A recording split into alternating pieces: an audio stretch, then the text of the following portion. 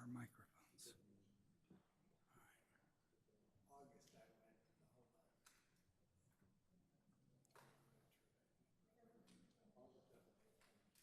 Yeah, the last couple minutes before 6, just kind of crawl. They do. I mean, you know, and you watch the clock and it never comes. Sorry, the first item, the peach one, when you bring it up, make sure that it has to be continued indefinitely, because the applicant's still working out the details. Really? Okay, well, that's good. It turned out to be that way. We were hoping it was gonna come back today, but then So what are they all concerned about? Yeah. because of the improvements and whatnot, and they wanna calculate how much is that, blah, blah, blah. Okay, so we'll re-advertise for that We're one? gonna have to re-advertise and do it all over again. Okay, It's no some problem, no, some, that's good. unknown date. Yeah, it'll be rescheduled, so. They became fussy about something, so we're like, you know what? We're just not gonna, we're just gonna have to renotice it. Yeah.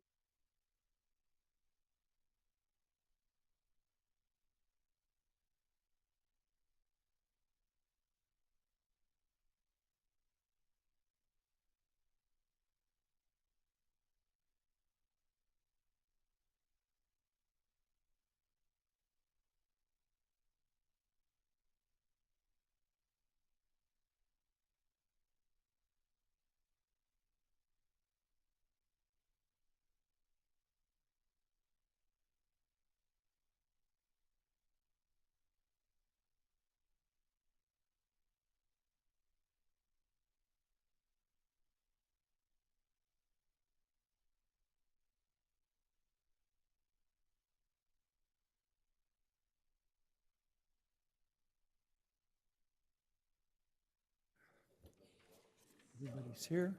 You ready? John's ready. Good evening, and welcome to the July 5th meeting of the City of Vista Planning Commission. Would you please rise and join us in the Pledge of Allegiance, led by Commissioner Garrettson?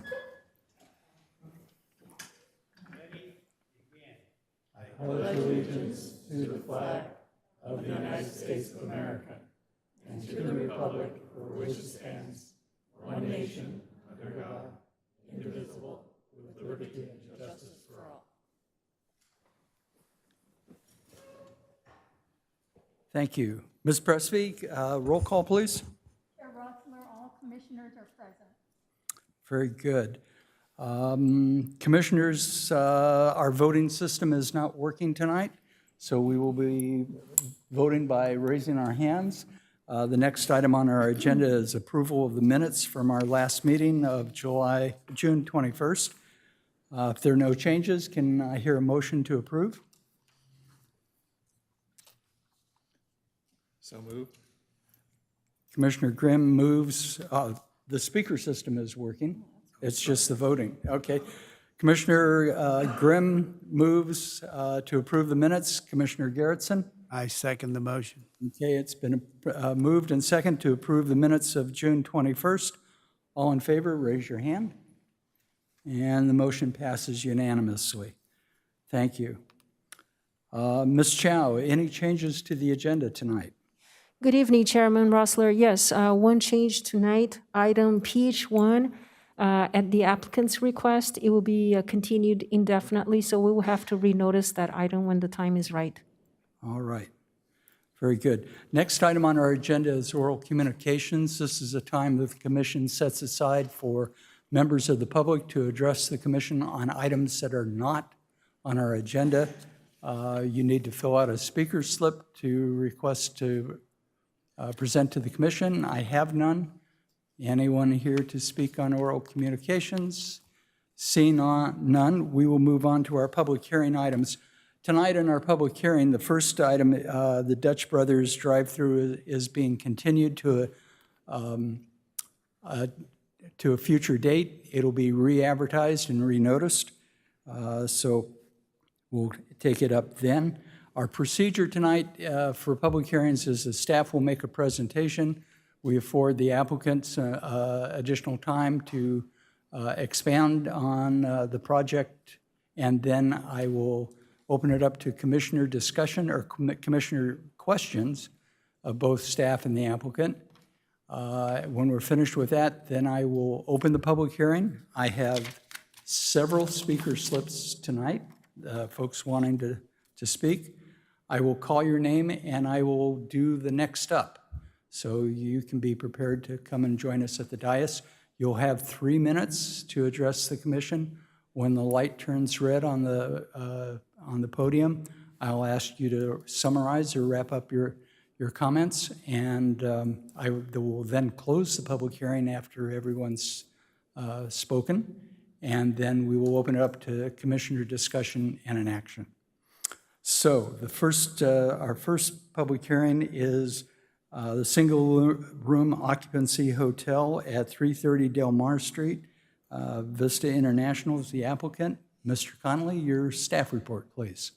Thank you, Chairman Rossler. This is for a zoning code amendment and a special use permit for an SRO at 330 Mar Vista Drive, planning case 220115. The applicant is Vista International, Inc.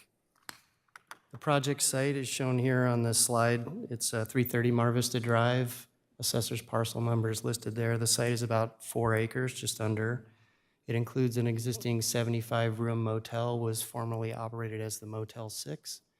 Includes 112 existing parking spaces, as well as a pool, tennis court, and landscaping and other site improvements on the property. Access to the site is via Mar Vista Drive off an existing driveway on the north side of the property.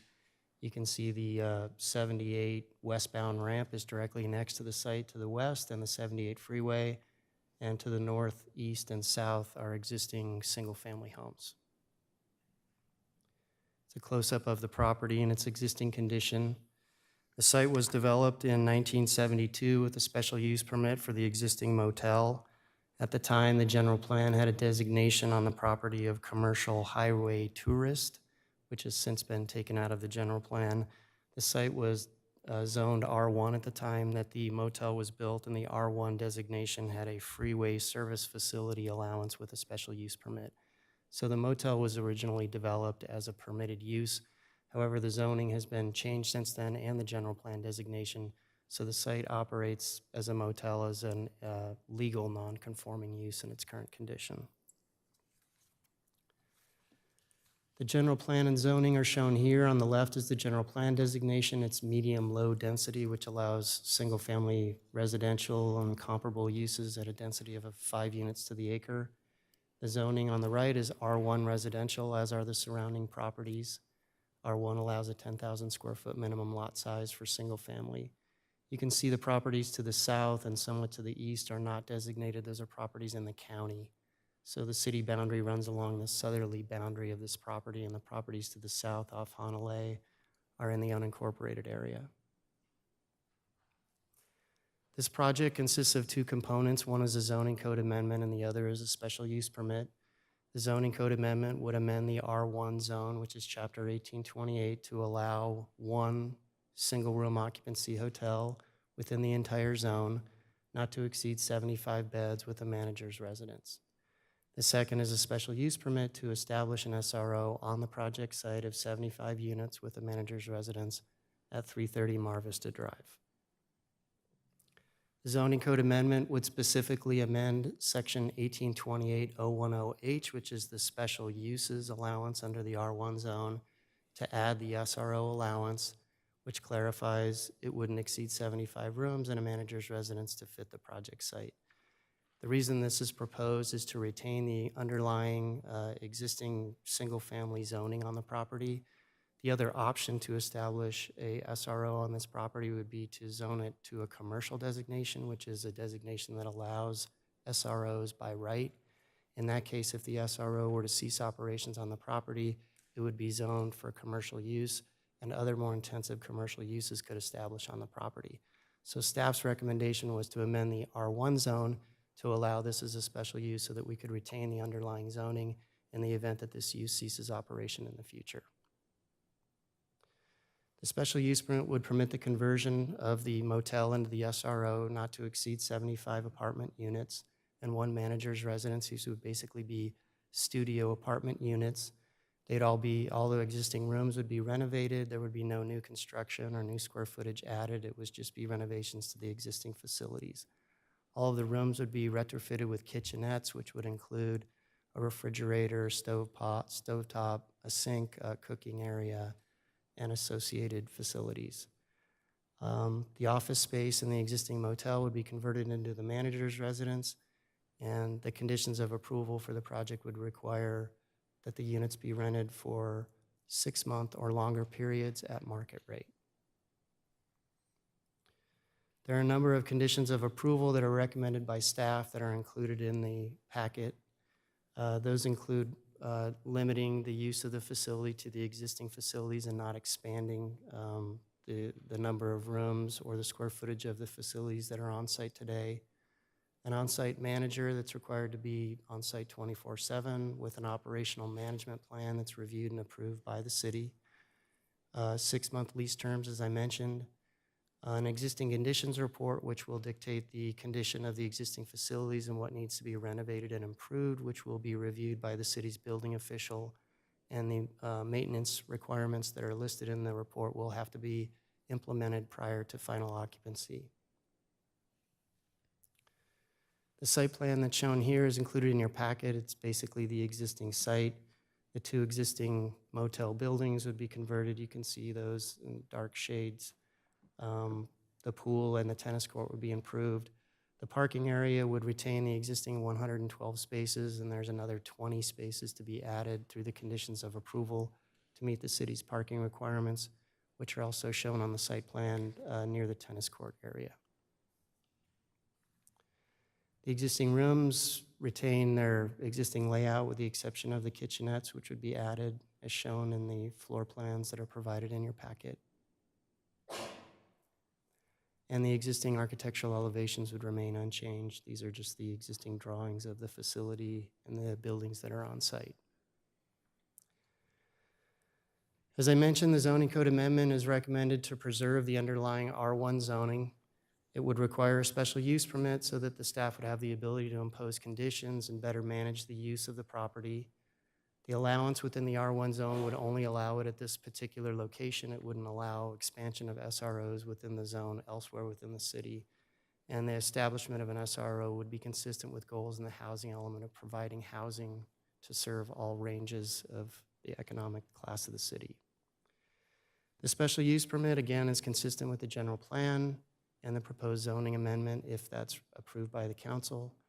Conditions of approval address maintenance of the site and the facilities and on-site operations. The use is a residential use, and so in staff's opinion, it would be compatible with the surrounding residential uses of the property, and the findings for the special use permit are included in your packet in the resolution before you this evening. With that, staff's recommendation is to adopt a resolution recommending the City Council approve a zoning amendment and adopt a resolution recommending the City Council approve a special use permit at the subject location of 330 Mar Vista Drive for a single-room occupancy hotel. The applicant is here this evening, and she has another presentation that dives a little bit deeper into their operations. If it's okay, I'd like to give her an opportunity to present to the commission. Yeah.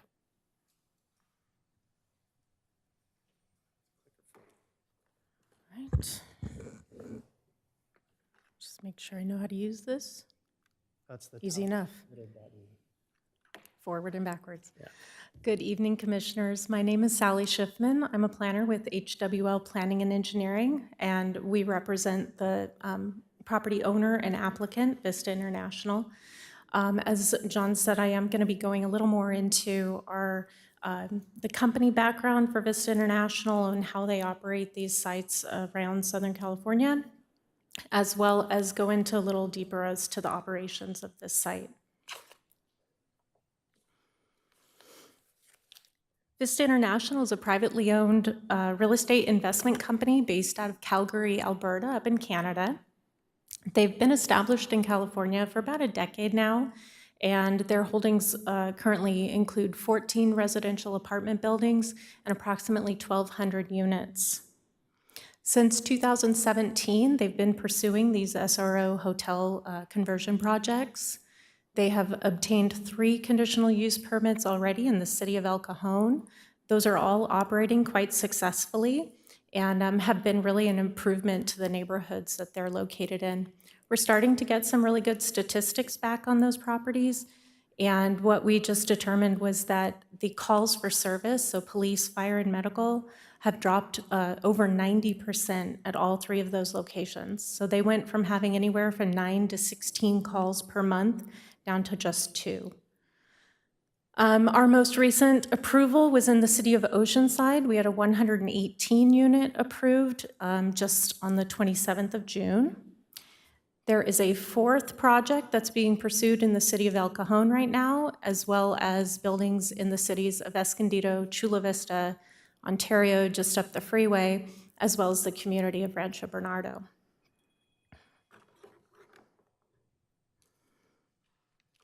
So single-room occupancy hotels, I'm going to go through some of the basics of what they are and what they provide to a community.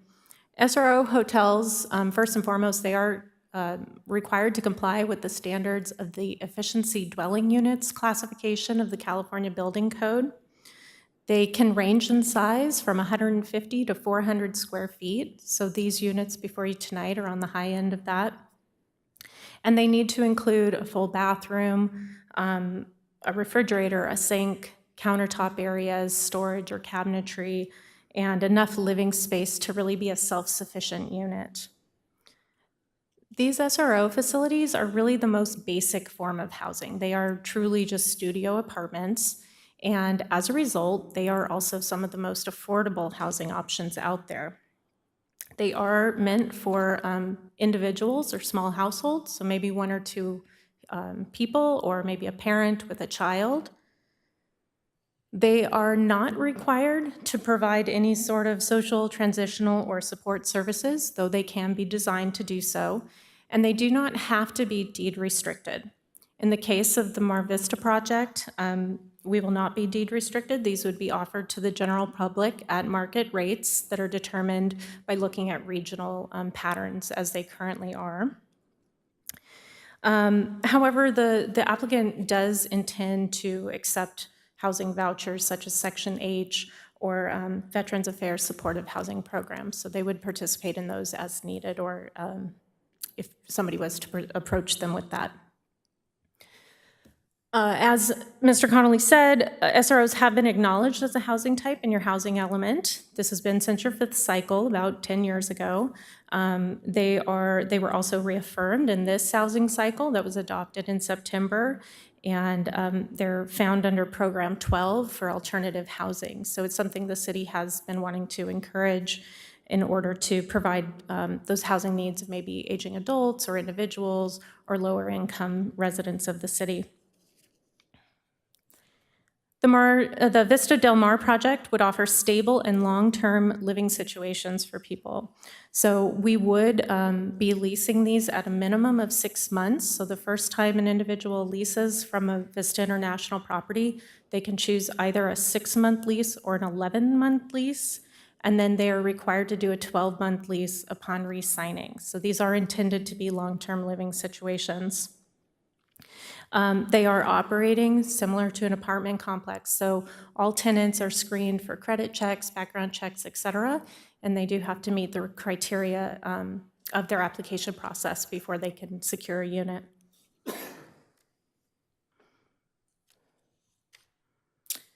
Vista International does intend on moving forward with improvements to the property as soon as they're able to with approval. Some of the exterior renovations, they'd be painting the buildings, they'd be going through rebranding of the signage, roof repairs, stucco repairs, et cetera. The trash enclosure will be retrofitted to meet current standards. The parking lot will be repaved, restriped.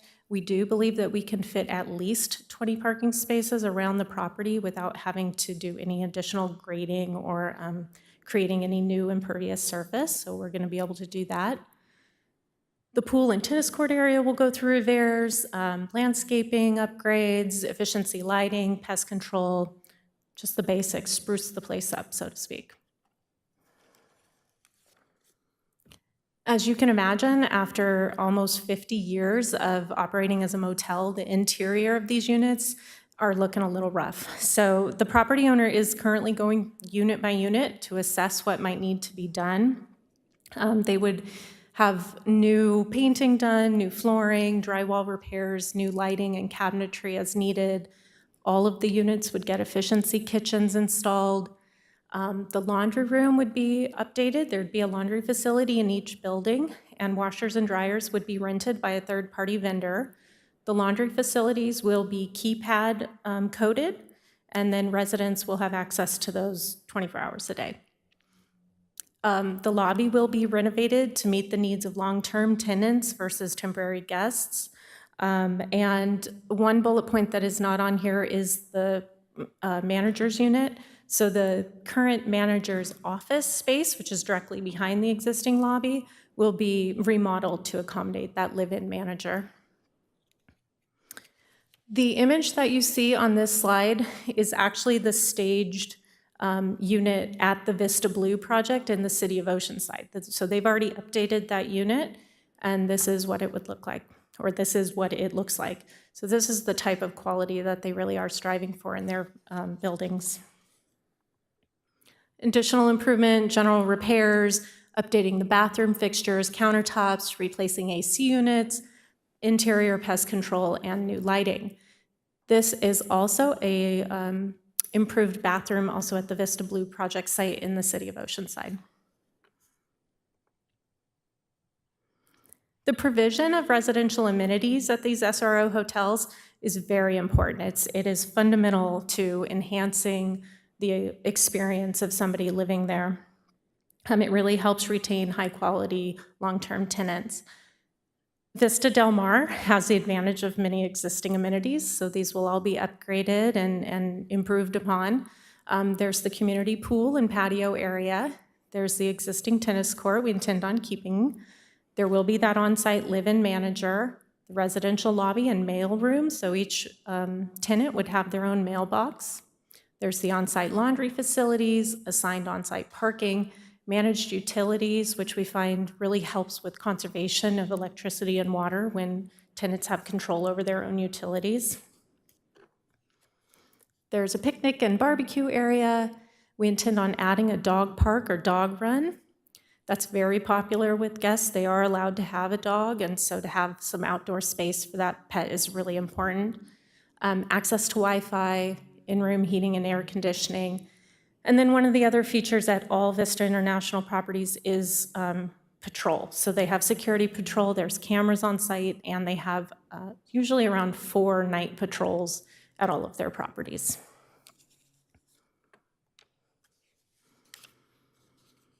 As part of the new ownership and management team, the project would implement operational procedures to be consistent with long-term living. So there is an operations and maintenance plan that has been provided to staff. We know and agree to the condition that one be provided at all times or available at all times. That maintenance plan includes information such as manager responsibilities, tenant screening and the application process, security measures, visitor rules, smoking restrictions, etc. That plan also includes a site-specific vendors list, so anytime they need someone for the pool or the tennis court or landscaping, anything like that, they have that ready to go. All of their facilities do have live-in managers. They've found that this is really important to their business model. It helps keep their locations clean. It helps keep their tenants, it allows them to have somebody available if they need somebody on site. Something unique about Vista International is that they do have in-house management. So their general manager is a gentleman named Scott Tulk. He is also the vice president of the company, and he's the main point of contact on all of these projects. So he and I have been working very closely throughout this entire process. He's vastly involved in every single one of these. And he sits at the top of that management scale. There's then a woman that's their regional manager. She manages everything in Southern California. Underneath her, they have two property supervisors for San Diego County, one in South County, one in North County. Then there are the on-site managers, and then they also have site-specific maintenance teams. So anytime something happens at these facilities, they already have a team ready to go. They don't have to wait to call somebody or get someone out. They already have someone ready to go. They also have 24-hour call center service. If there are any after-hours concerns or a maintenance emergency, tenants can call that 24-hour line, and they will call each level of management until they get an actual person on the phone. And at that point, a decision is made on what may need to occur. Vista International has also been partnered with a local property management team, the Borba Property Group. They're a firm based out of Artesia, California. They're family-owned. They've been operating about 30 years, and they manage approximately 2,000 units throughout Southern California. So they're very well-known, and they've been doing this a long time. And they help with their HR and their onboarding and their application process, kind of the more day-to-day paperwork side of things. So in conclusion, by applying these management strategies from a really highly respected, well-established operator, we believe that the project will really transform this hotel into stable, secure, and safe living for the lower-income residents of the city of Vista. We find that by offering this stable living situation, long-term tenants tend to be more invested in making their community safer and really a more appealing place to live. The shift from temporary to permanent housing, as I said, has true, real potential to reduce calls of service, so police, fire, medical. We're already seeing that, and that in turn is a reduction in cost to the city. The addition of lower-cost housing options helps you fulfill the obligations of your housing element. And the exterior renovations will improve the building's aesthetics and will have, we believe, a positive impact on the community around it. Those renovations, along with the interior improvements and the residential amenities that are going to be offered, is really going to deliver a high-quality living experience at an affordable cost. So thank you. That concludes my presentation. I will add that the applicant is in agreement with all conditions of approval, and I'm here to answer any questions you may have. Thank you very much. Hang close, we've got some. Commissioner Grimm? I had actually a couple questions, one for the applicant and a couple for staff. Am I on? Sorry. You know, your hierarchy of management looked pretty impressive. I'm just wondering what kind of training your on-site manager would have. So training is handled through the Borba Property Group, but they go through all sorts of onboarding, so they are familiarized with just the general process of operating the facility. They are trained in their maintenance plan.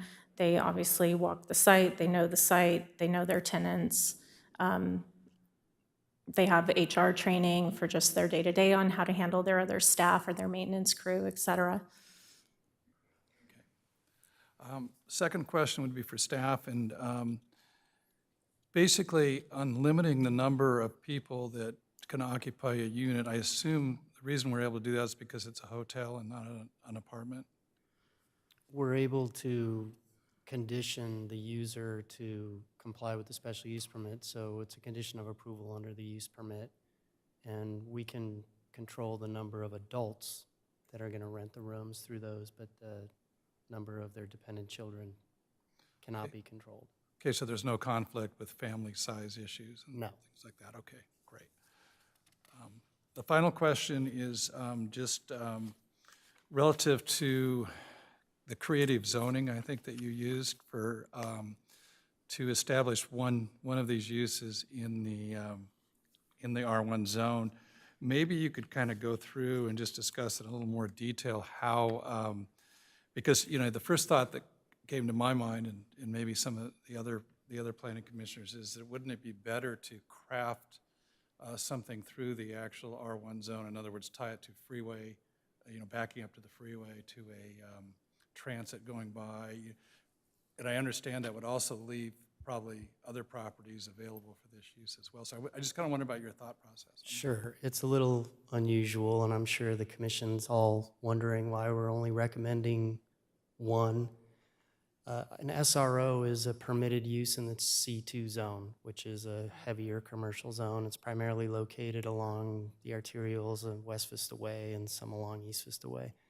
But it's a heavy commercial zone. So the option here for the applicant when they came into us was, can we rezone the property to C2 and establish an SRO on the site, or can we do something else to establish an SRO on the site? And after we discussed it internally, the staff's recommendation was we'd prefer to maintain the single-family zoning considering what's around the site. So the best option there was to create the allowance in the R1 zone for the use. In doing so, you can try to craft it in a way that would allow it in very limited locations, like next to the freeway and off a major arterial and with 2 entrances or something like that.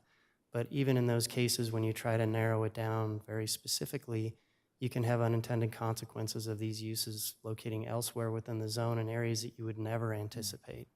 So the staff's recommendation is here to simply allow one that's crafted specifically for this site so that it can go on this particular site if the council and the commission are okay with it, but it wouldn't allow the expansion anywhere else.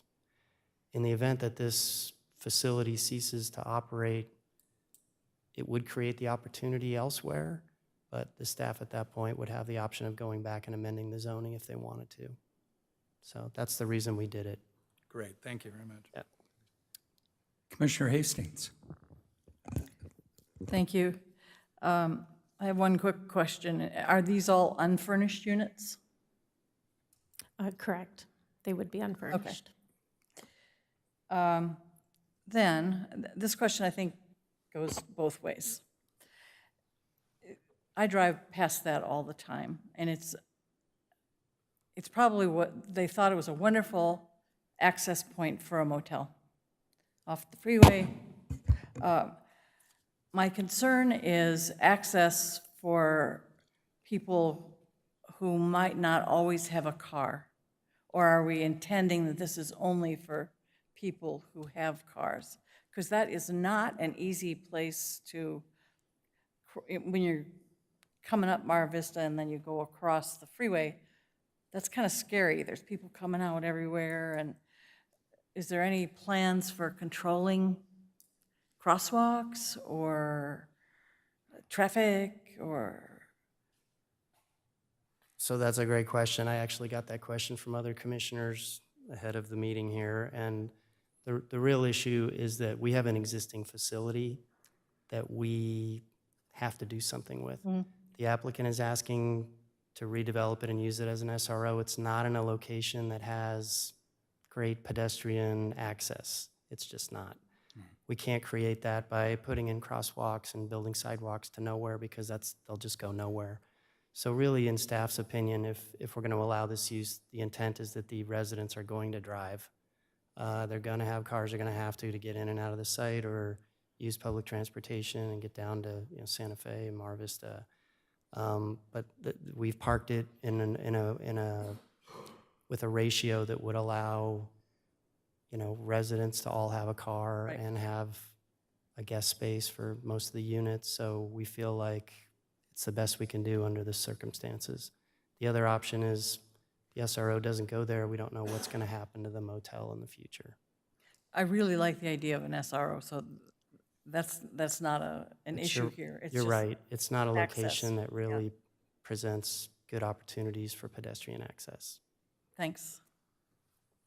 Commissioner Aguilar.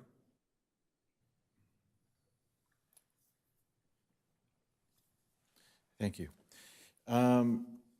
So I had a couple of questions. You mentioned that this is not going to be deed restricted. Correct. Are any of your other facilities deed restricted, or? They are not. And what is the ratio, I guess, of market rate to I think you said Section 8, right? Correct. It really does depend. One of the facilities down in El Cajon, which has approximately 130 units, I mean, there's about a dozen that utilize Section 8. So it's not a substantial number of the residents, it's just available if the need arises. And what do those rent for then in El Cajon? I don't know the cost of the ones in El Cajon. I know that the ones in Oceanside, which are subsidized currently through the city, are renting for somewhere between $13.50 and $14.50 a month. The rates down in El Cajon generally, the last couple of years, have fluctuated between $1,400 and $1,600. All right. And then I had a concern about the tennis court. That doesn't seem like the kind of amenity for this type of project. Has that been considered? I mean, no, in the sense that it's there, and we like to work with what we have available. This is the first tennis court that we would have at a property. But, you know, it does provide for outdoor space, and it provides for hopefully some exercise activity. I suppose it could be reutilized as a pickleball court or, you know, repurposed Basketball into, court. yeah, maybe a basketball court. Yeah, It could both, be actually. repurposed into something else. Could have pickleball and basketball. I mean, there's ways to, they're Certainly. not ideal, but I mean, you're going to be Do a needs having some kids there, yeah. And then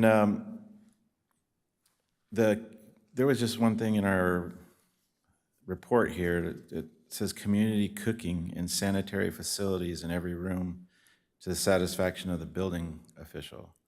What do they mean by community cooking? So we just wanted to differentiate between a stovetop and a microwave or some other type of heating element. Not every room is going to have a stovetop. Oh, okay. So we want to make sure that there's sufficient cooking facilities in each room. That's why we included the building official's review of what they're going to put in each So room. not every room will have the stovetop. Correct. Are they going to be electric, I'm assuming? Well, they'll have to have something that's able to efficiently cook food, so that's what our building official will be reviewing if it doesn't include a stovetop. Okay. Then I did have one other question for now, and this is for staff. On the rezos, I don't see anything that says 6-month lease minimum, or I couldn't find it. So is that in there? Yeah, it's in there. I'll find it. If you can It's in the find it. conditions of approval Okay. under the sheriff's department, I believe. It's, Well, the sheriff said month to month, so that's why I'm, oh, yeah, actually, that needs to be amended to indicate 6 months. That was their initial proposal, and we've modified that to 6 months. So we need when to it goes to modify that. council, yeah. page 20 of 67, section G1 will state 6 months. Sheriff said month to month. So. Okay. That's all I've got for now. Thank you. Commissioner Looney. Thank you. A few questions for staff. The month was one because on page 3 of 67, it lists a 6-month rental period, and then on page 7, it says month to month. Yeah, my apologies there. That's my That's fine. typo, but you're correct. It's a 6-month minimum. And then on page 41 of 67, it says that parking is 1 space per unit. Oh, so this was the sample management plan that was provided from one of their facilities in El Cajon. Okay. So this will have to be modified to say 1.75 spaces per unit when we Okay. get the final plan. Page 6 of the report, or the write-up, states that it will be limited to 2 people per bed. I would like to have the Planning Commission consider 2 people per unit, particularly if they're bringing in their own furniture. I think it states 2 adults per unit in the conditions of approval. Let me verify that. Again, I was just reading on page 6 of 67. Because if people bring in 4 beds and the condition says 2 people per bed, then we end up with 8 people per unit.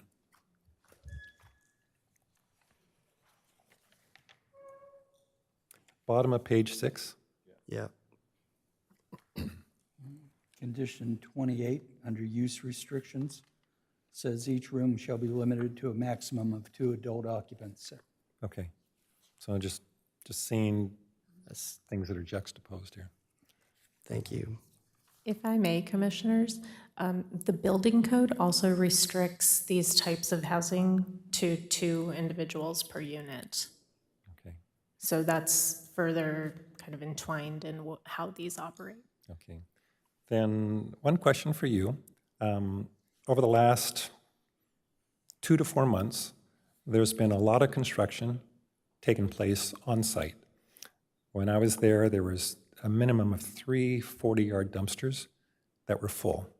A new roof has been applied to one of the buildings, and I just want to make sure that you've gotten proper permits for the new doors, new windows, all the interior remodeling that's already been done.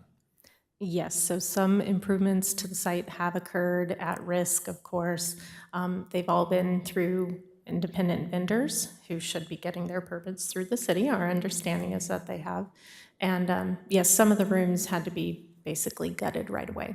So that's where that trash is coming from. So City of Vista requires a permit for any re-roof. Yes. Just make note of that. I will confirm that with the owner, but my understanding is they did obtain the correct permit. Thank you. That's all that I had. Just a few questions from me. You mentioned that the calls for service dropped in the El Cajon project. Was that as an SRO or from a hotel to, or a motel to the SRO? In all 3 instances, those were also Motel 6s that have been converted to SRO hotels. It's a very similar process as what we're doing here. Okay, so the 90 calls for service were for the Motel 6 down to 2, okay. Correct. And you mentioned market rate for the rents. Besides what you told the previous commissioners, any ballpark for Vista? I don't have those numbers. They'll have to run the regional economics. It's also market rate, so if rates change over the next 6 months, that may impact what these units would go for. All right. I like the management plan that was provided. I think that's a really strong part of your application. Besides doing the credit check, when they do the background check, do they check with previous apartment projects to see if they were good tenants or not? Yes, so if they have rental history, that would be reviewed. Okay, all right. And eviction, if it talks a lot about non-payment of rent, if they're not being good neighbors, is that part of your eviction process also? Correct. So Okay. that's why they start with 6 months or 11 months, and that's kind of what depends on their credit history and their rental history, whether they'd be offered 11 months versus 6 months. Okay. And then upon re-signing, if they're going to re-sign a lease, that's when they go to the 12 months. So they have some opportunities built into, 6 months is a trial period to see if they're going to be a good tenant. basically. Very good. Any storage on site? Any storage on the site? Storage for? Storage, I'm sorry, storage. So each unit will have some closet space and cabinet space, but there's no extra storage, no. Okay, There's no. no storage units, correct. I like the idea of the security patrols. I thought that was a good thing. I was going to ask about that. How about security for the laundry? The laundry, they're in both facilities.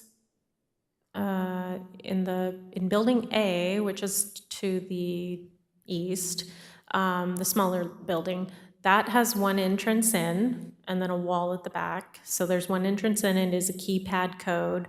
The door locks behind the person that comes in, but anybody can get in with the code. The code's changed about every 6 months, just for those security purposes, and then, of course, those facilities are monitored. The facility in Building B, the larger building does have 2 entrances, but both would have that keypad. Did you say they're monitored, that you have a camera inside?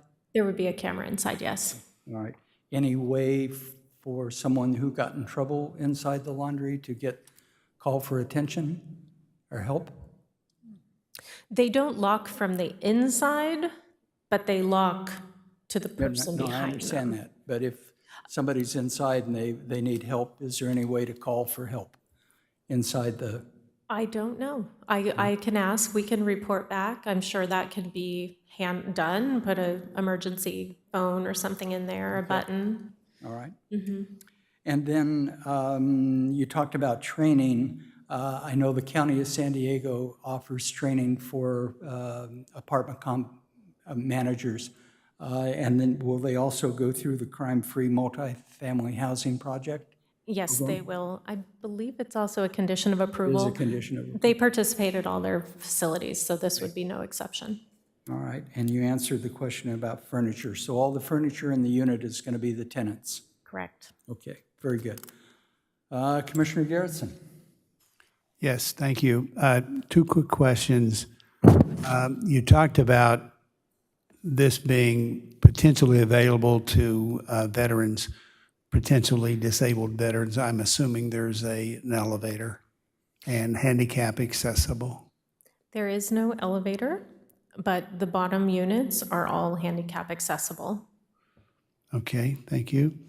And do we have a sheriff's report on what has been the crime rate in this particular location?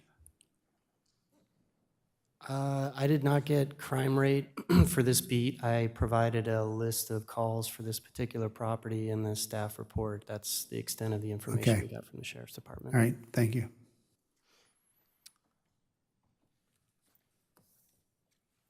All right. Ms. Schiffman, thank you very much. I appreciate it. I will now, we're finished with commissioner questions. I'll now open the public hearing. And Mr. Pawlenski, okay, followed by Lee Bacon.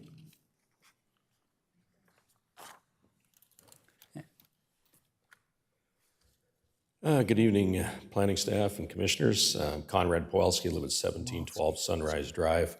That is not in the city of Vista, but it's in your sphere of influence. That is a Vista address. I also own residential properties in Vista myself.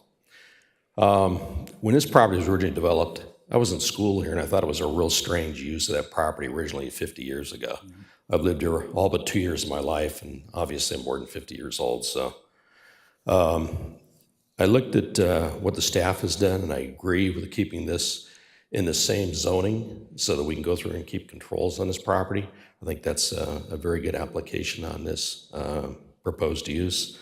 I see the applicants prepared a very extensive plans and documents here for us to review, or actually you to review, me just to sit here and make comments on. But I do have some other questions in there because, as you had brought up about the occupancy in here, without any controls of occupancy, 75 units, 4 people is 300 units, okay, 75 dogs, 150 dogs, cats. You've got a lot of stuff on that property. Now, mind you, it's 4 acres or almost 4 acres. That's still a pretty dense area for a small, studio apartment without having some restrictions that we have for occupancy in there. So I am concerned about that. This area is right off the freeway. There is no way to walk anywhere else safely. Mar Vista has always been an off-ramp that's been for a residential area for the most part. There is no other way to get to anywhere else, and logical and public improvements are not logical for this area because of the tightness of those roads and how far it is to get to some other things. I think the parking in there probably needs to be more, but I don't know how you're going to put that on the site. But off-site parking in the street, I think, ought to be restricted. The apartments we have in Vista now, where you get density credits to have a denser apartment complex, I believe has more space in those apartments than what this has. Now, maybe single room occupancy, but we still got to look at the quality of life, and I think that's one of the things that we have impacted here with the amount of residential units we've built in the last 3 or 4 years. We probably added on 30% more housing in here, not a lot to the community property for people to go through and have open access to do things. Not an issue for you guys, but if you live in a community, it's a degradation to what you do. I guess that's my signal here. You got a minute left. Okay. What I'm looking at is code enforcement. I think that's going to be real important with the sheriff. I mean, motel's going to have much heavier use and problems for the most part, but I think we need to take a look at what we're going to use to monitor this and make sure we have compliance, or if it's not in compliance, to make sure we have some way to go back and make sure we have some teeth in this. Finally, we've got an SUP versus a CUP. I don't see that there's any reapply for this permit. As a conditional use permit has, SUPs sometimes go forever in the property as long as it's in active use, and I was wondering about that. Thank you very much. Thank you. Mr. Conley, are you, special use permits are go with the land? Correct. And run in perpetuity? Correct. Okay. All right. Mr. Bacon? Oh, Ms. Bacon, I'm sorry, followed by Patrick Powell. Hi, I'm Lee Bacon. I live at 1701 Avocado. Bacon, avocado, now you're all hungry. I was under the impression that this was going to be a homeless shelter, so I kind of based my notes a little bit on that. And I can't help but think that with Section 8 and some veterans, that it might be that that's where they have been and that's where they're coming from. So they gave a hotel to the homeless in San Francisco, and now it's unlivable. The trash, the damage, the drug use, and its resulting paraphernalia, and the gutters and in the schools and parks have put tax-paying residents in danger up there. My very first concern, because I am a registered nurse, is to find out what the parameters would be for allowing people to live in this residential neighborhood. Will they have to come in free and clear of any mental health issues? Or is there some way that someone there, one of these managers, can make sure that people are taking their medications the way they're supposed to? And I doubt it. I don't think somebody can really do that. It might be a HIPAA violation. If you've ever gone to a Padre game and you get off at Imperial Avenue, right there, because Father Joe's Village is right there, is tents, drugs, people yelling at the air or at each other, urine, feces, all kinds of stuff. This is what I visualize that little part of Vista becoming. Mar Vista does not safely accommodate pedestrians or bikes or someone pushing a shopping cart, and they will be walking that road as AM/PM is the closest convenience store at the Arco station, and they love their convenience stores. I know down at the corner of Civic Center and South Santa Fe, the 7-Eleven always has the guys hanging out in front and the tents on the corner and things like that. There's rare sidewalks in these neighborhoods. Really used to be country.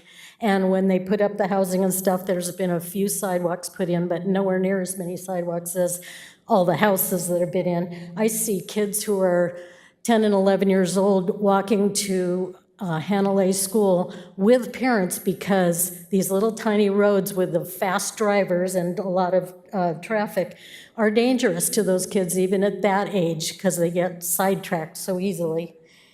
And then I just want to know how the detritus from these people will be handled by the people that are proposing this and what measures will be taken to keep our neighborhoods safe. And then I don't know anything about zoning, but the C2 for heavy use, is that what I got? That they want to change this to? I don't think it should ever get changed to a C2. Mar Vista itself has a weight limit for trucks. And we still get people coming down there and trying to go around our brand new, semi-new, circular drive down there that should never have come down there, and it's back and fill, and meanwhile, the traffic's building up while they come down there. So I can just see it getting even crazier than it already is. Anyway, that's it. Thank you. Thank you.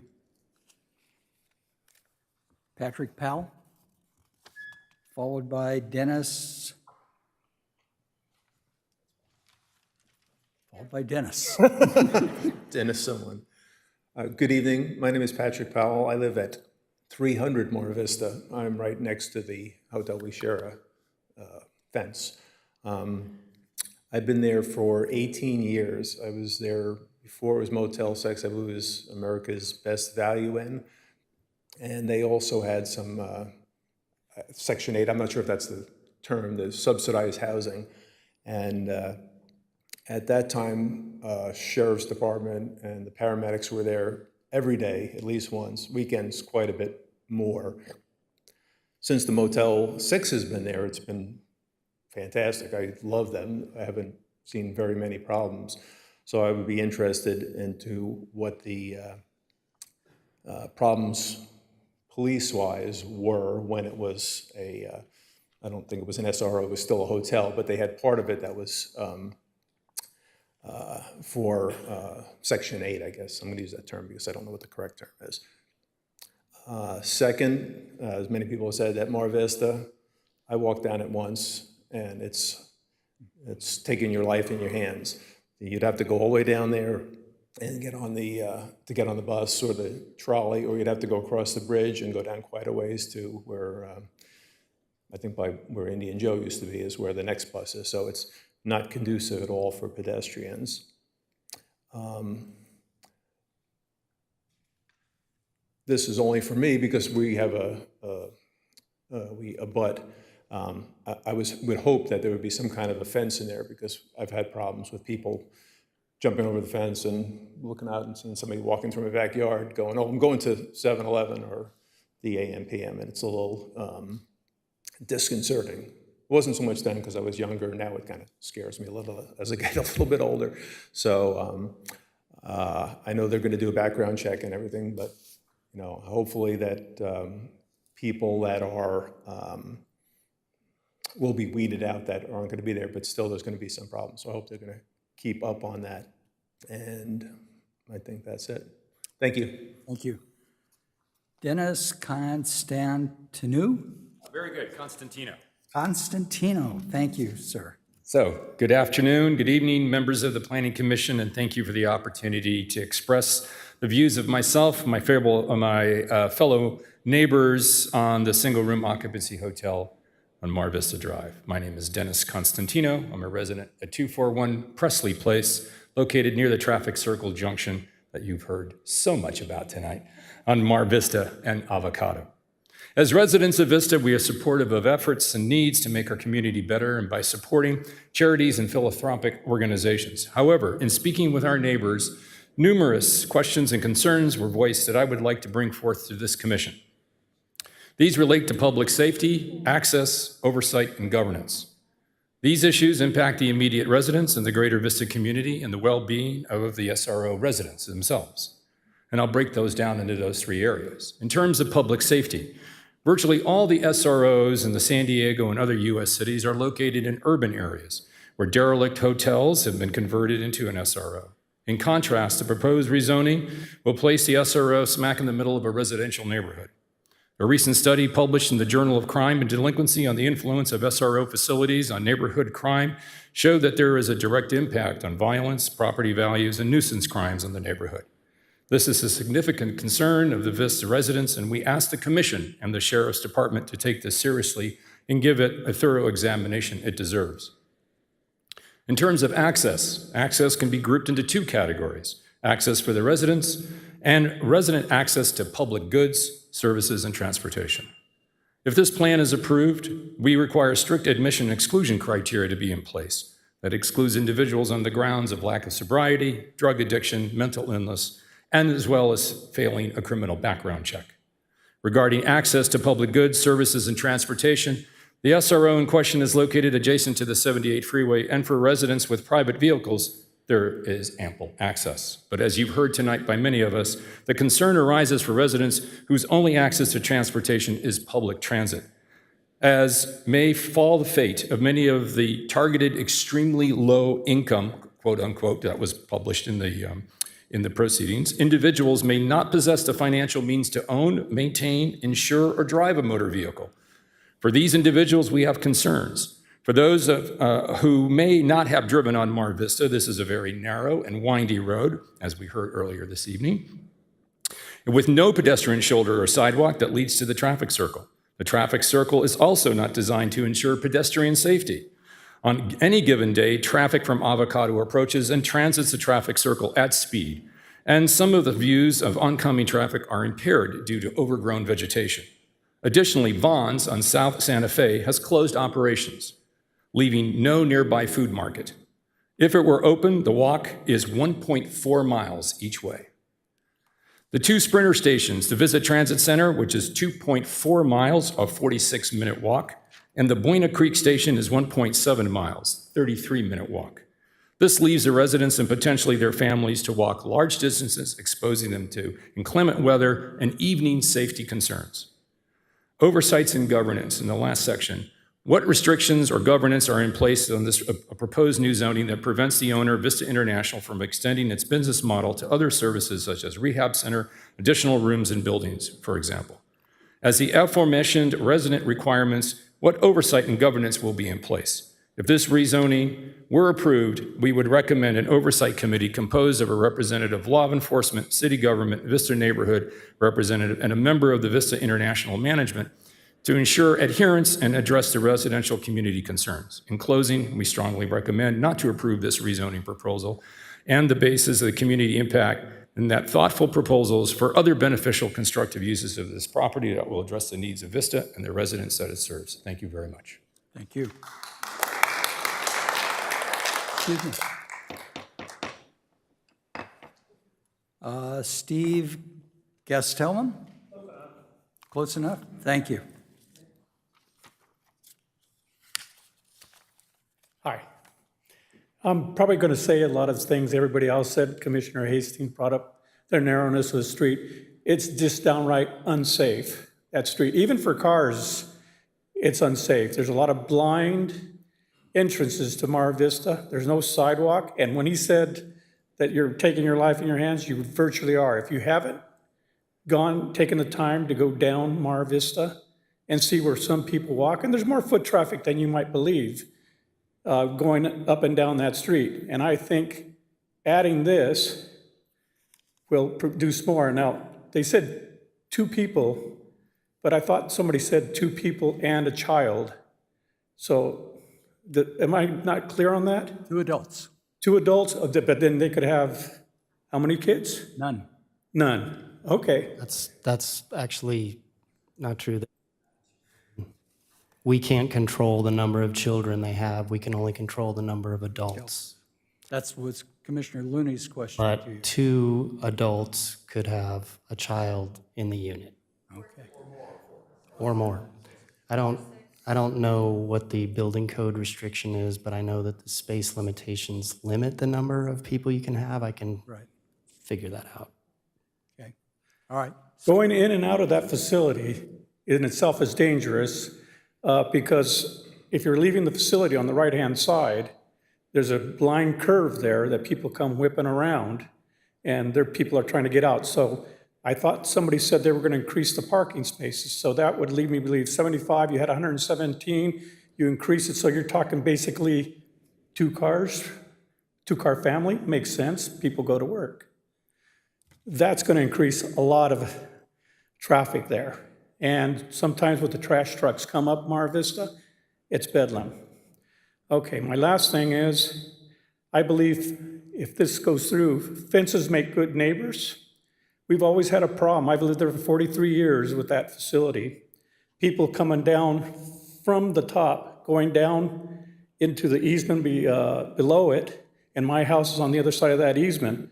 Okay, so people, basically there's no fence. I mean, there's a 6-foot fence now that a new owner put up, but that doesn't keep anybody out. And they've come down into our properties, and it makes for a bad relationship.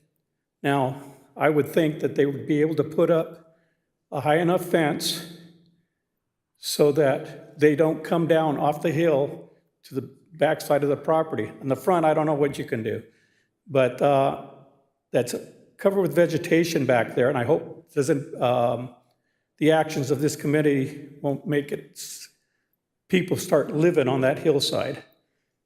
Okay, I'm done. Thank you. Thank you. Jesse Valesco, followed by Travis Steele. Good evening. My name is Jesse Velasco. I'm a resident at 375 Honolulu Drive. And I've owned the property for 5 years, and it's been bittersweet. I bought it, rehabilitated the property, put a lot of money into it, and just a lot of work. But last year, on May 19th, 2021, I experienced a traumatic experience like that. I never thought, I would have to, but it was about 2:30 in the morning. I had transients break into my house that I believe came from the motel. It was pretty intense. I don't want to really get into details, but it was something that really it was scary. And I just fear for the community around us, myself, my neighbors, that something can be implemented for our safety, as far as fencing, like Steve just brought up, or, I know there's security patrol on call or 4 times a night, but it's pretty intense when you have to live with something traumatic like that. And somebody's in your house at 2:30 in the morning, your hair will come up on the back of your neck. So I'm barely getting through it. I had to rent the house out. I rented it out to a foster mother with 6 kids. And, she's raising those kids, and I just want to make sure that my tenants are safe and that, the community is protected, because, I can't afford for myself or anybody that I'm involved with to be affected in that matter, once again. So I would just like to see, some serious measures put in place, as far as fencing, and drainage also. Drainage that comes down from the parking lot all comes down into the easement that Steve was mentioning. And I had it repaved last year. I paid out of my pocket, no problem. But I just don't want to have to reinvest, with the excess drainage problems that the hotel causes. So those are my biggest points I'd like to be, have addressed or, maybe spoken on. And, that's it. Very good. Thank you. Travis, followed by Dante Ferroni. Good evening. Thanks for letting me speak. I came pretty much unprepared, but there's a challenge we all have. As living here, the challenge to look back. I moved here July 5th, 46 years ago, and it isn't realistic to think that Vista or California, the world isn't going to change. SRO housing is probably the future of California. I am on websites all day long, Urbanize LA, Urbanize California, and I can tell you they do work in a city core. They're taking old buildings, the old Broadway department store in downtown LA, that's 112 years old, and turning it into a product like this. But you can walk everywhere. There's shops, bodegas, there's a subway. This probably is the future, but it has to be in an urban setting, and usually is multi-story. And my concern looking at this is just strictly design from the social changes of Vista. I mean, it almost seems unavoidable, but from a design point of view, we can't help looking at that large abandoned tennis court and thinking, well, instead of just pouring honey on an onion, it's still an onion.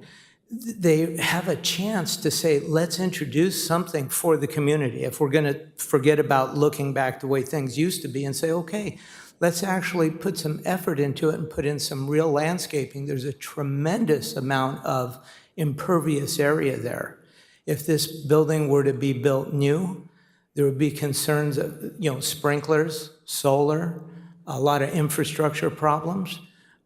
Maybe something that the people will need some type of a transportation to stores. It just seems like they're taking it, and it was a very good presentation. It was very impressive, but the design itself seems like an afterthought, like it was phoned in. I also, there's no nice way to say it, but the combination of an abandoned tennis court in Section 8 will be, I urge you to look at that. Don't take my word for it, look around. And then the examples given of other cities, El Cajon in Ontario, and I mean, are you kidding me? So that's all I've got to say. Thank you very much. You're welcome. Dante Ferroni? Okay, followed by Bill Brooks. If you guys look, Wait, get to the microphone. I'm so sorry. If you guys look on that picture there, you look to the lower right-hand side of that driveway, all of our homes are on that new black pavement that you see. Steve, mine, Jesse, they're all right there. The entire property is actually flowing that direction. All the water that when it does rain goes down, travels down, goes down that corner and goes down that driveway. We actually have flooding issues on Steve's property, Jesse's property, and my property actually gets flooded out because the water is a river. If you guys accept this proposal and you make this happen, which is whatever you guys do is fine, something has to be addressed with that. That can't happen any longer. You're not only damaging 3 properties along the way, but then you're also damaging the property and the street that water then goes down. An SRO is great, it's fine, it's whatever you guys want it to be. Is it necessary in that neighborhood? No. We've already dealt with the Motel 6 for years. My wife has been in that property for 25 years. We've seen everything, gunshots, violence, stabbings, everything you could possibly name, and she's dealt with it. If they want to come in and reclamate and make this better, and we want to talk about the tennis court, throw some turf down, make it for the dogs. But why should we have pets in something that people can barely afford to live? Now they're paying for pets. There has to be limitations of what if we're going to give them, what's the word? If we're going to help with their rent, because let's just face it, SRO means they're going to go on welfare. If they go on welfare, it means they're going to come for us for help with, housing. If we supply them with housing and they're showing up in their Escalades, painted nails, looking all fancy, doing what they do, and we're paying for it, that's not right. We're suffering no matter what with this building the way it was, where it's at. There's no reason why we should have to suffer anymore. So fencing to at least block that off so we feel secure, because our houses are literally right there. You're staring at all 4 of them in our neighborhood are the first 5 at the bottom of that picture. It's not fair for us to have to deal with this anymore. And if you bring in all those people, it's just a ticking time bomb before we see what happens after that. Thank you. Welcome. Bill Brooks, followed by Daniel Hopkin.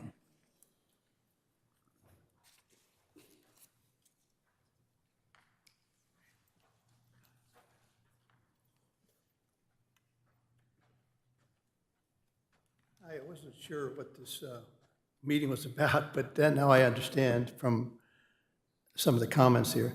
There is no doubt that we need affordable housing in the county. Everybody in the state needs affordable housing. We have a severe problem.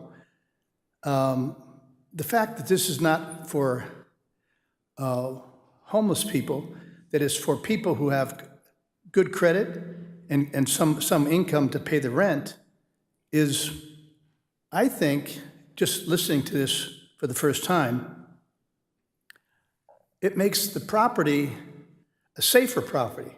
Right now, it's a motel, and you get a lot of transient people at motels.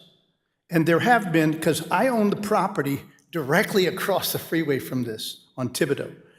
And if people were living there that were credit worthy and had some income, maybe not a lot of income, then that would stabilize that whole area. Because right now, it's sort of in a weird place to have a motel there. It's basically a residential area with a motel stuck in there. I don't know how that got approved in the first place. But anyway, I think this use is actually pretty good. And I think there would be less issues and crime if people were living there. And especially, I think it would be really good, since I'm an old guy, if it was for seniors. And I think we really need senior housing. I don't need senior housing, but we in the state and this city, we need senior housing. I've been looking for housing for my sister who's 76 years old. I can hardly find it. And anyway, so that, and the other thing I would like to say is, if the city would spend some money, it's not an enormous amount of money, but if they would spend some money, because I agree with most of the people that spoke to this issue, this is not a place where you walk to. But when people have low income, and if you didn't have a car, a lot of times they can't afford to fix the damn car. So they end up walking. And I have people, dozens and dozens and dozens and dozens of people walking by my property all day long, and there's no sidewalk. You could put in, the city could put in at their cost, a sidewalk on the west side of Mar Vista, because I can tell you, if someone's walking down Mar Vista on that side of the freeway, or they're on a bike, you have a severe problem.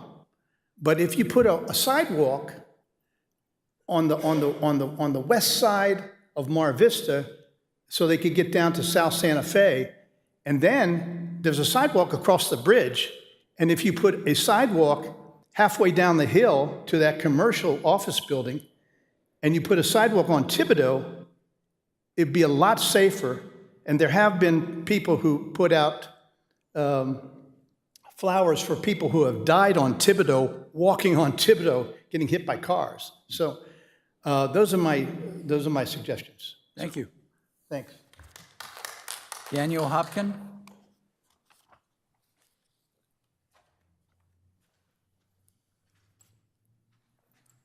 Hey, thank you. I'm pretty much reiterating a lot of what's already been said, but I live at 234 Mar Vista. I think anybody that lives in this immediate area of this photo is a recipient of terrible stormwater management. I get flooding as well. That's just kind of the nature of the beast, let alone the terrible access for walking around the community. A few things to take into consideration, the access for public transport is going to be really difficult, near impossible. It's a tight road. I think as well with the parking, there's a lot of spaces, and there is a definite, if we're talking low income, smaller unit, lower income people, there's a definite correlation. It's unmistakable, a definite correlation between lower income and a heavier reliance on public transport.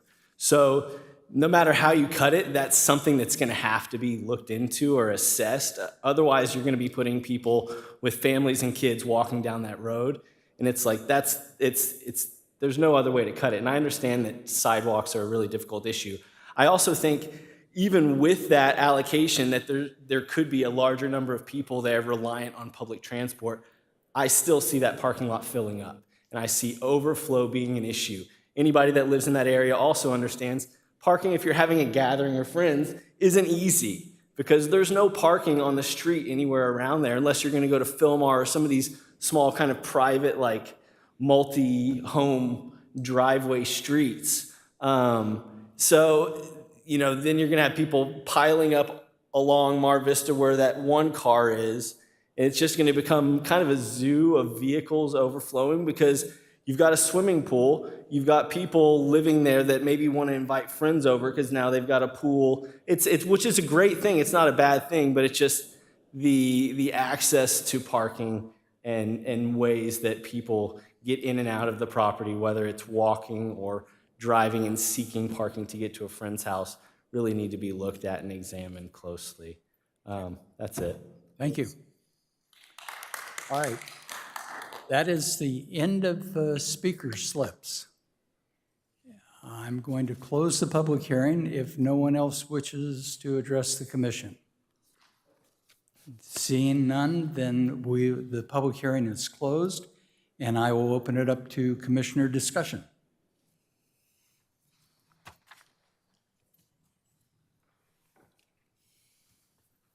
Commissioner Garrettson.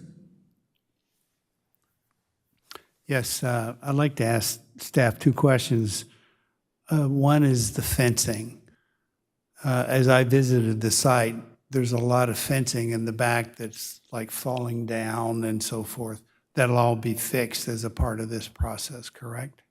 So we currently don't have anything in the conditions of approval specific to the fencing. That could be something the commission chooses to address. I can also ask Ms. Schiffman to speak on the fencing that is there. Could you?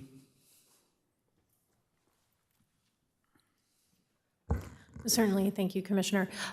There is fencing around the entire perimeter of the site, but we are well aware of its poor condition. So the entire perimeter fencing would be replaced or repaired in its existing location, but with better materials. And certainly anywhere where it's broken or if chain link is cut or something, all of that would be replaced. We would be open to a condition that states that. Also, could you address the drainage that is going down to those houses? I'm not familiar with, exactly where that is on the motel property, but. Sure. So I believe they're speaking to the, on this image, the bottom right corner of the lot. Those are existing conditions. There is sort of a drainage area that comes off the parking lot and then kind of channels about maybe 10 or 15 feet, and then it goes straight down onto the hill. We would be open to, trying to repair that in some way or redirect the water. But because we aren't recommending or proposing, I should say, any physical site improvements, we're not doing more grading, we're not changing the configuration of the parking lot, anything like that. We're not subject to fixing the drainage on the site. They're existing conditions. Just to address the drainage issue, it really, I don't know how else to say this, it's frankly a private matter between parties. So if you have two private properties that have a drainage issue across private property lines where one, property is draining more into the other and impacting their property in a negative way, it's incumbent upon the owner of the upstream property to address it if they're in fact creating the problem. And it's a typical issue that we deal with a lot in the planning department, but it really is a private civil matter. Okay, thank you. Commissioner Aguilar. Thank you. Is it true that there is Section 8 housing there now? Or people live in there without vouchers? Within the existing motel, I'm not aware of that. I'd have to ask our housing division, which I did not do before the meeting. And then when did it convert to a Motel 6? It's been a motel under the use permit that's been operating since 1972. I don't know when it converted from the prior operator to Motel 6. It's always a motel though, right? It's been a motel. Since day one. It was the Hilltop, it was the Superior, something in, then it was the Motel 6. So it's Yeah, been I just want to clarify because I think there's a lot of information out there that I wasn't aware of and I didn't think was accurate. But so these calls for service were all for the motel. I mean, correct. We got 64 in 2019, 133 in 2020, and then 140 in 2021. Yes. That's a lot. I notice in 22 there's not quite as many. That's only because they cut it off at the time that we asked them for the data. Yeah. There's obviously more now, we just don't have the data. Yeah, but it's only, because it's 5 months, it's only 15, so. Yeah, the hotel has not been operating for some time. Okay, all right. And then there's not going to be any, it's not a homeless shelter, right? No. Okay. If the motel was not there, then what could be built there? Under the current zoning, Yes. single-family homes, under a use permit, you could put a church, a school, number of different recreational uses. Does it allow for apartments? Not under the current zoning. Okay.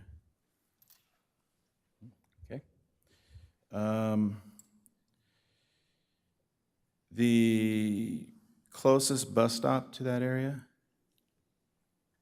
I believe it's on South Santa Fe. Not on Thibodeau? I don't think there's a bus that runs up Thibodeau to the 78 interchange. I think the nearest one is Mar Vista and Santa I Fe. couldn't remember one being there. Yeah. The home, can you do home businesses in this place?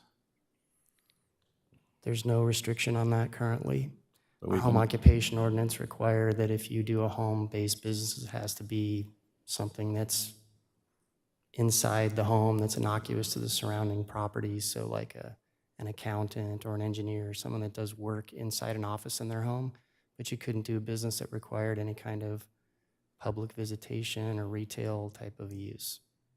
So that would not be allowed? Correct. Okay. All right, and then I think my other questions have been answered, so that's it for me right now. Okay. Commissioner Savage. Yes, this is a question for staff. Is there anything that we can impose for guests needing to not have a criminal background, a requirement of the lease that you can't have guests who have a criminal background? So there's no way for us to require that because we can't mandate that they interview guests of the property that are not going to rent there. There'd be no way for them to determine that. Well, Section 8 does have a requirement, right? Right, what I'm saying is, for the residents of the facility, that absolutely is a requirement, but for guests of the facility, there's no way to track it. Yeah, okay. Yeah, that's just, I know that's a concern because, you know, while everyone's going to have a background check, if there's no way for guests to be vetted, then, I mean, and there's not. I didn't imagine there was, but just wanted to see, because I imagine that's probably a concern of this property. Would that be that guests would be the ones who might be of a concerning nature? So Ms. Schiffman can elaborate on the guest procedures. I know they have some. Certainly. So the management plan does lay out guest restrictions. So each unit can only have, I believe it's up to 2 guests at any given time. They are responsible for keeping track of their guests. Their guests are responsible for following the same rules. So for instance, no smoking in the units. There's designated smoking areas around the site. And then there's also stay restrictions on guests. So if a guest is going to stay more than, I believe it's 2 nights, they have to register with the front lobby, and they're not allowed to stay more than 7 nights in any given month. After that, they would be considered tenants, and so they would have to go through that process. Okay, thank you. That's really helpful.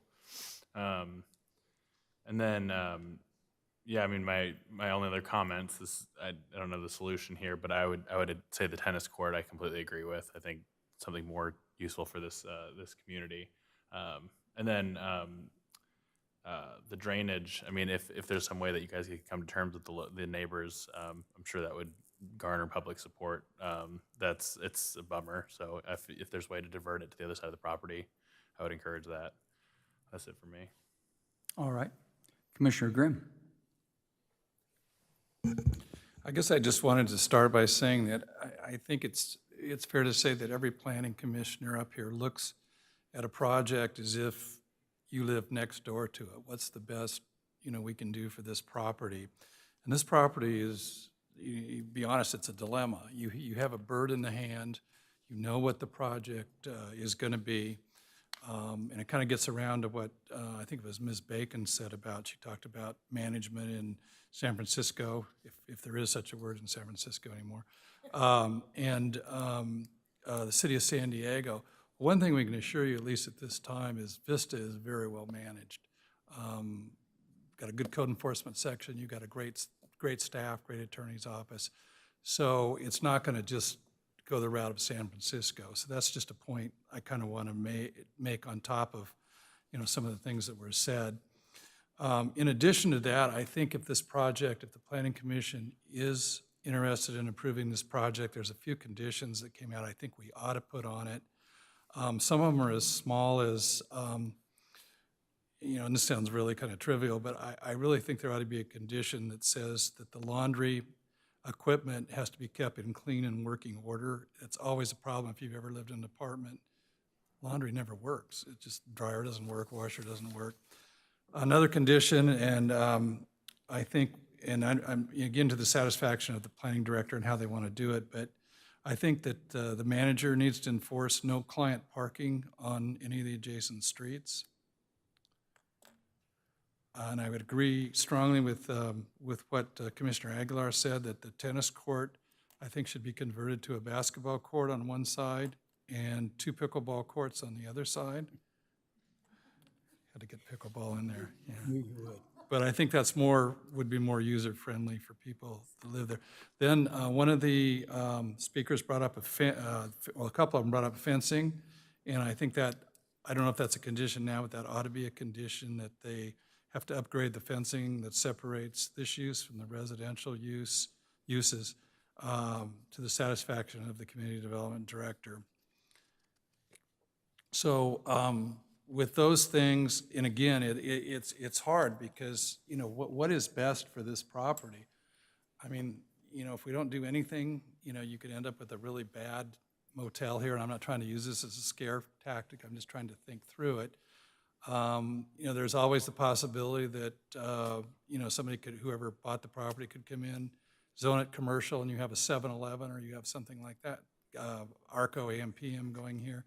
There's a lot of different things that could happen, and that's why I think through good management that maybe the bird in the hand is the best way to go. And that's just my opinion, but it's, again, it's a tough call on this property. That's all I had, Rick. Very good.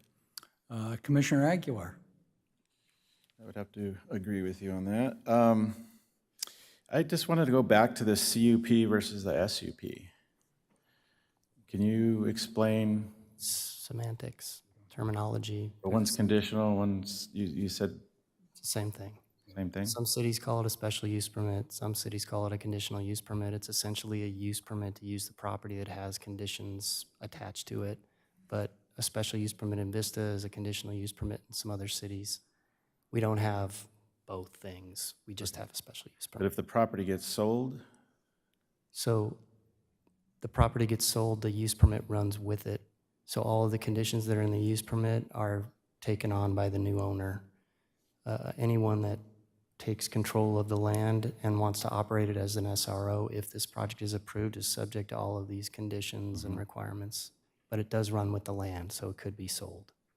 Okay, thank you. Commissioner Hastings. Commissioner Grimm, I really appreciate what you had to say about these things. This is a difficult project, but I feel strongly that we need to have affordable housing in Vista. I think that $1,400 a month for rent doesn't sound that affordable. So the people who can afford that are going to have real jobs. I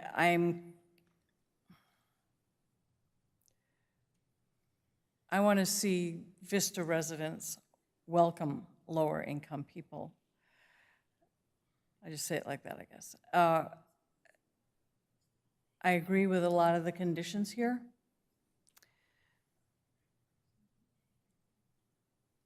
Where am I trying to go with this? And I see the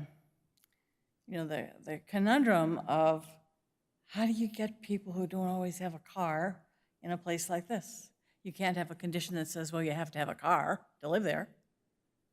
So in some ways, if we approve this, to me, it's a point that has to go unanswered right now, unless we do something to the transportation plan in the city of Vista that changes access to public transportation.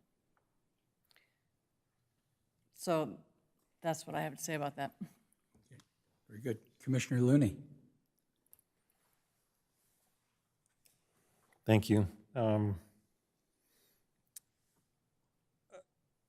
Ms. Shipman, when you made your presentation, I heard 2 or 3 times that these were going to be rented at market value. Affordable housing, to me, has a different connotation than market value. If I'm paying market value on a living unit, I'm going to have a job, I'm going to have a car. Low income and affordable housing is a different category. That's the way I perceive the industry. So I don't see an issue with people without jobs, without cars, being in this facility. That's how I perceive it.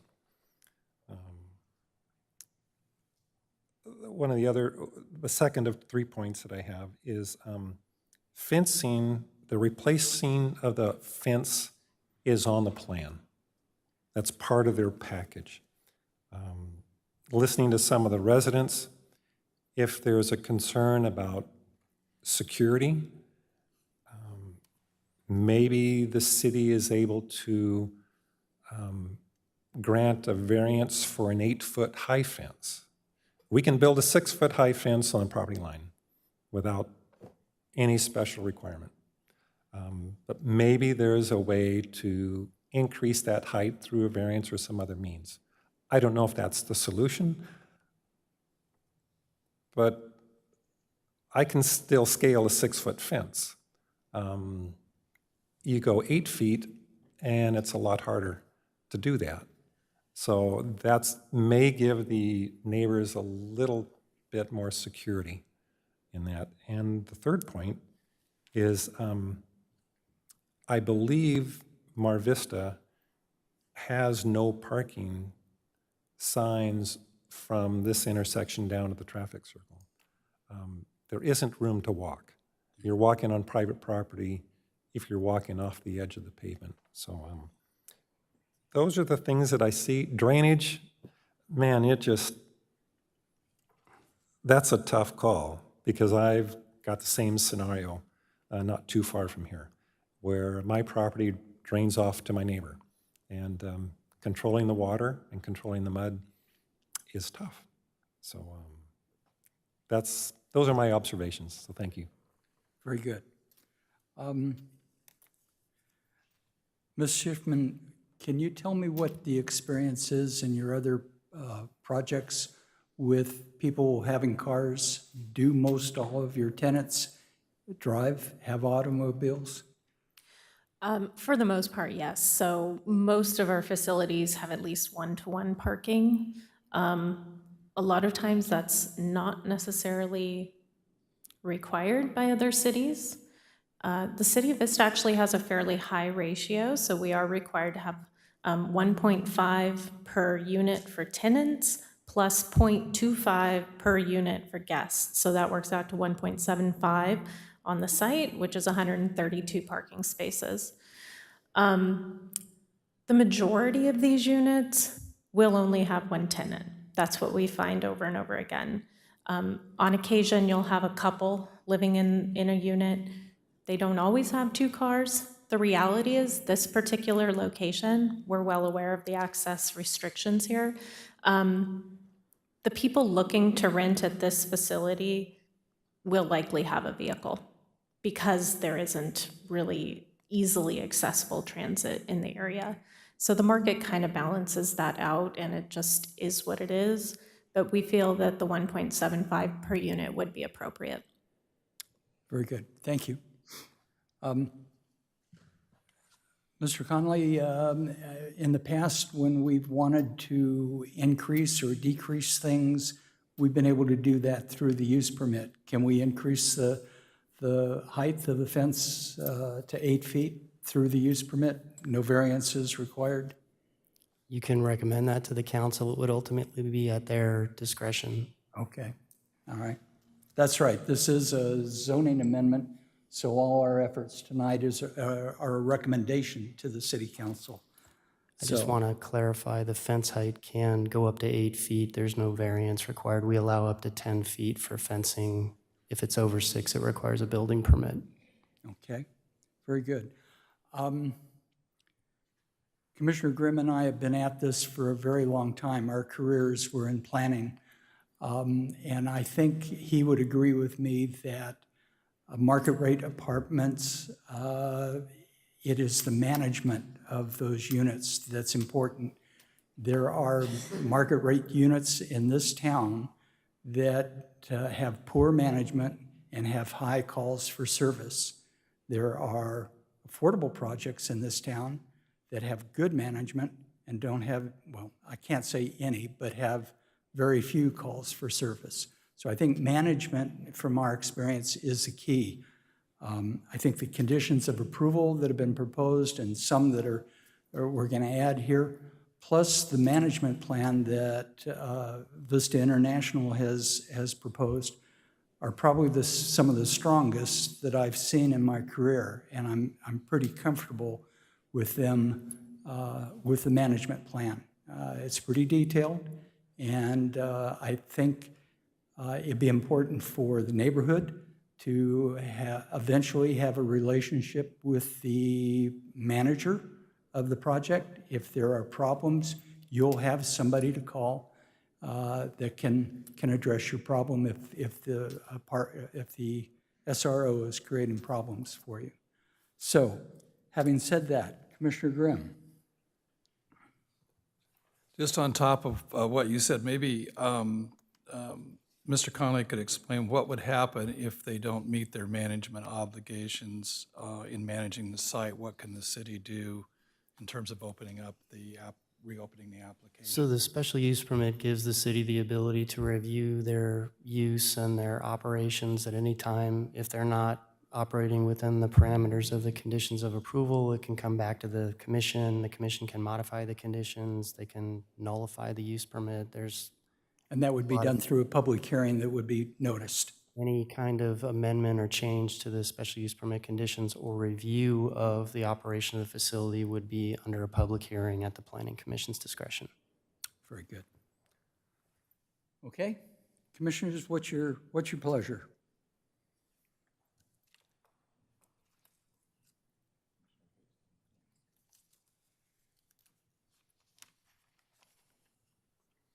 Commissioner Grimm? Haven't pushed it yet. Oh, I hadn't cleared you from the last time. Commissioner Grimm. Okay, I'll give this a try here. I would move staff recommendation with the following conditions be added, and which would be cleaned up by staff. But again, I'd like to get in my laundry equipment condition for washers and dryers being in clean and working order. The manager will enforce no client parking on adjacent streets. Per Commissioner Aguilar, the tennis court will be converted to a basketball court on one side and 2 pickleball courts on the other side. The fence separating the use from the adjacent residential or surrounding residential uses shall be replaced and raised to 8 feet to the satisfaction of the community development director. And those are all I could remember. I think there might have been another. There was one about the lease length of 6 months. That's in there. That's in there. That's in Okay. there. I should clarify, that's not in the conditions as written, but that is in the revised conditions that I failed to put in your staff report, so that's on me, my apology. Okay, well, we'd add that in then too.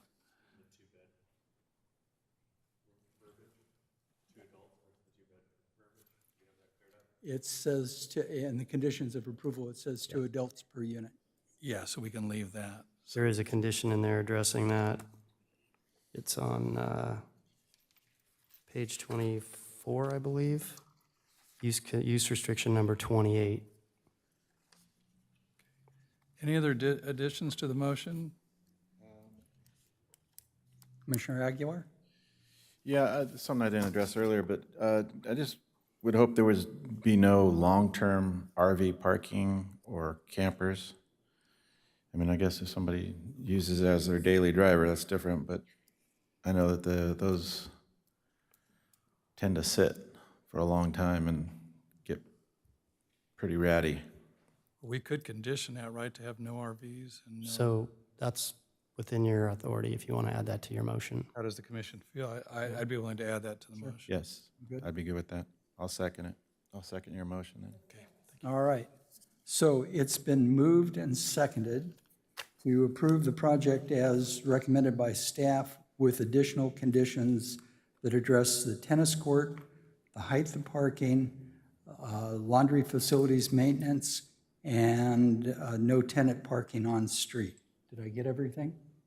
I'm going to go ahead and reiterate it here so that you guys are on the same page as me. 1, laundry facilities in clean and working order. 2, manager to enforce no client parking off-site. 3, tennis court to be converted to basketball and 2 pickleballs. 4, fencing upgrade to 8 feet. 5, 6-month lease. And 6, no long-term RV or camper parking. We good? Yes. All right. All right, we've got a motion, a second, additional conditions. All in favor, raise your hand, please.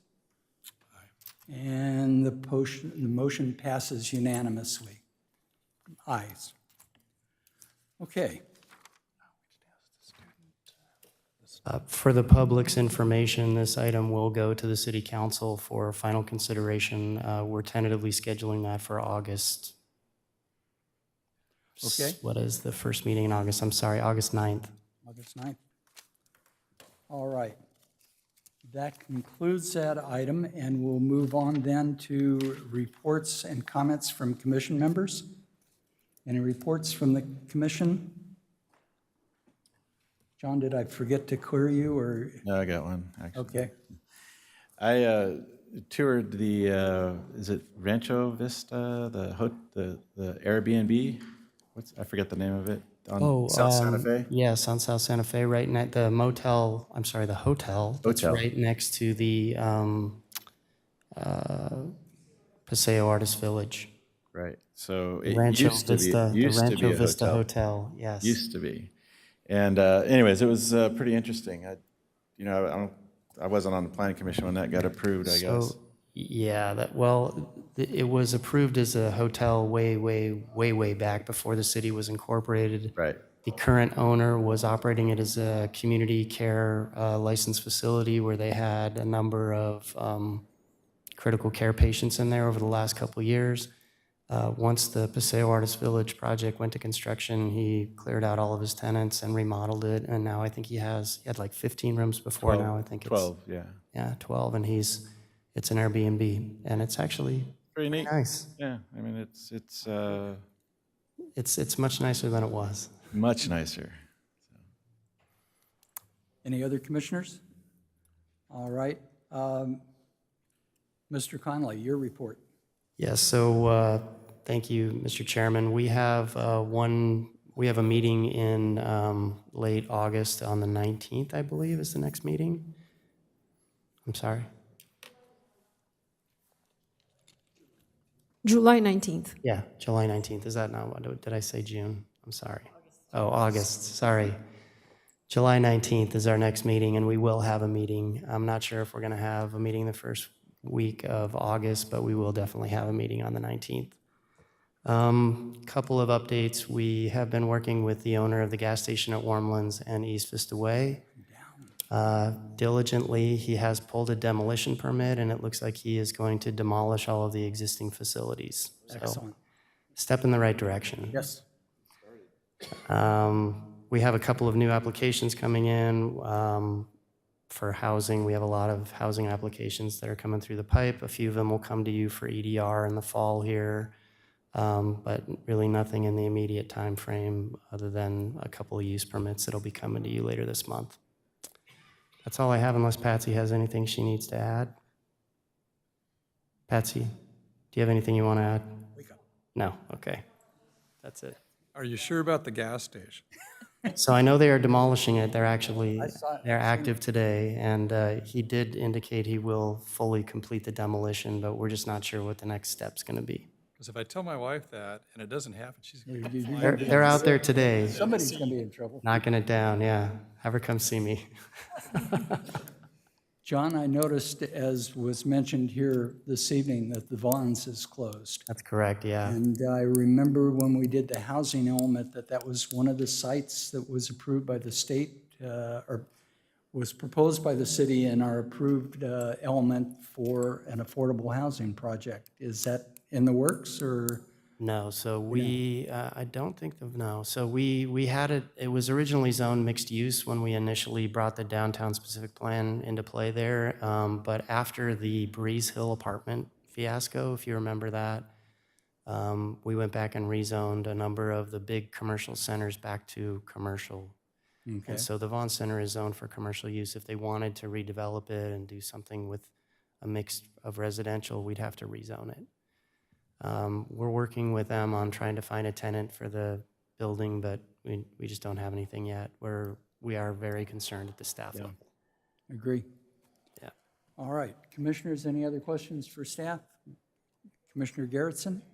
Anything new on the proposed motel on Shadow Ridge and the old Burlington Coat Factory? Yeah, so the Marriott you're referring to on Shadow Ridge Drive, they are working on construction drawings. We expect that project to move forward. The Burlington Coat Factory has submitted an application to convert it to residential mixed use. They have a small commercial piece and 250 roughly apartments. We're processing that. It's working its way through planning. There still is a potential for a commercial tenant there in the time frame that they're processing their application, so we're continuing to work with them. But they're double tracking it at this point. We don't have any idea. How is that zone now? It's commercially zoned. It's C2. Yeah. All right. If there's nothing further, we stand adjourned till July 19th. Thank you. How'd we do? Huh? Not too late.